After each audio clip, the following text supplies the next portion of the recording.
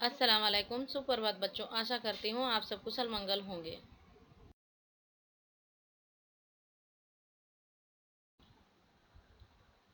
बच्चों, आज हम लोग को हिंदी ग्रामर पढ़ना है। हिंदी ग्रामर में विशेषण पढ़ना है, जिसको इंग्लिश में एडजेक्टिव कहते हैं बच्चों।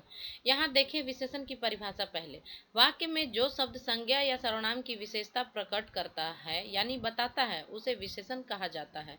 जैसे यहाँ पर देखिए, लाल गुलाब, गुलाब है मगर कैसा है, लाल है। यहाँ उदाहरण में दूसरा उदाहरण देखिए, दूसरी बोतल, बोतल तो कौन सी बोतल, दूसरी बोतल के बारे में बताया जा रहा है। सैनिक है नीचे, यहाँ वीर सैनिक, तो इसमें सैनिक के बारे में बताया जा रहा है, कैसा है तो वो वीर है। अब यहाँ पर टमाटर है, टमाटर की पिक्चर देखें, 1 किलो टमाटर, तो कितना बताया जा रहा है इसमें कि इसकी विशेषता क्या होगी, तो 1 किलो है, ये टमाटर 1 किलो है।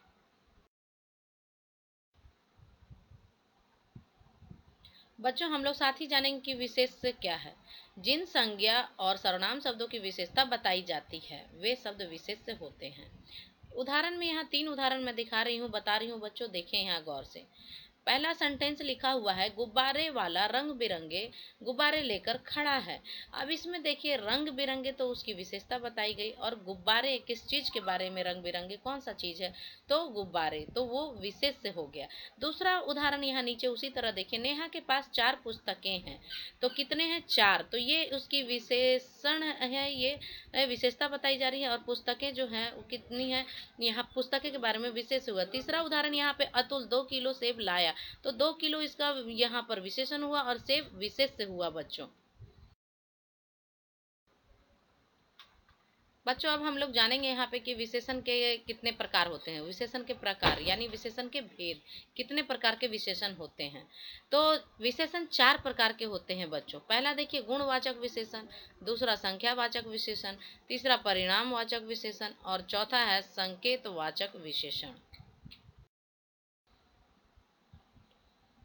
यहाँ देखिए, सबसे पहले वाले गुणवाचक विशेषण के बारे में हम लोग पहले जानते हैं बच्चों। यहाँ देखिए, गुणवाचक विशेषण की परिभाषा।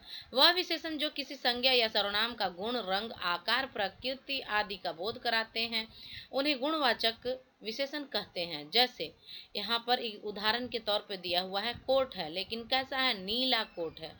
और ऊंचा पर्वत, हसमुख लड़का, लड़का तो है मगर कैसा है, हसमुख है, उसकी गुण गुण है, हसमुख है। पर्वत कैसा है, तो ऊंचा है। कोट कैसा है, नीला है। ये उसके उदाहरण हुए गुणवाचक विशेषण के। बच्चों, अब जानेंगे हम लोग दूसरे प्रकार। विशेषण के दूसरे प्रकार का नाम है संख्यावाचक विशेषण, है ना। यहाँ पर देखिए इसकी परिभाषा। वे विशेषण जो किसी संख्या की सूचना दे या बोध कराए, उसे संख्यावाचक विशेषण कहते हैं। बच्चों, जैसे यहाँ पर संख्या का नाम सुनते ही हम लोगों को पता चलता है कि ये क्वांटिटी यानी गिनती में होने की बात हो रही है, काउंटिंग में। 5 किताबें, 2 किलो लड्डू, 100 ग्राम घी, कुछ किताबें, थोड़े लड्डू इत्यादि। अब इसके 2 भेद होते हैं। संख्यावाचक विशेषण के 2 प्रकार होते हैं।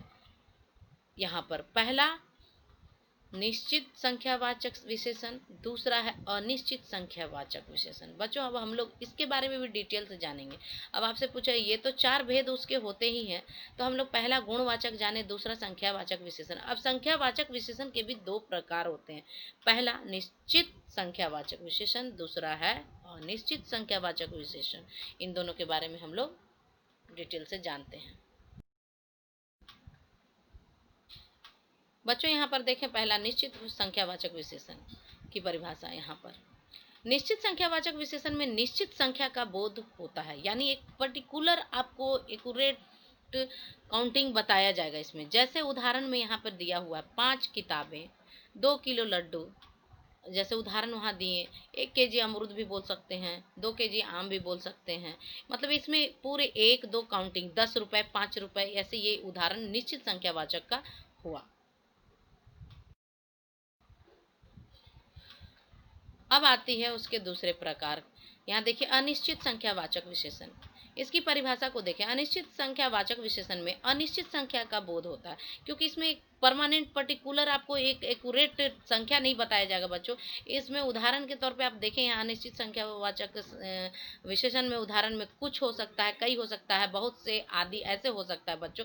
जैसे वहाँ पे 5 किताबें बताया जा रहा था निश्चित में, यानी कन्फर्म है पूरा पक्का पूरी उसमें, लेकिन अनिश्चित में आपको ये नहीं बताया जा सकता, कन्फर्म क्लियर नहीं हो सकता। इसलिए इसमें कुछ किताबें, थोड़े लड्डू, है ना, कुछ आम यहाँ पे रखे हुए, ऐसे ये उदाहरण इसके हुए अनिश्चित संख्यावाचक, क्योंकि इसमें कोई एकदम श्योर नहीं है कि कितना है ये। ओके।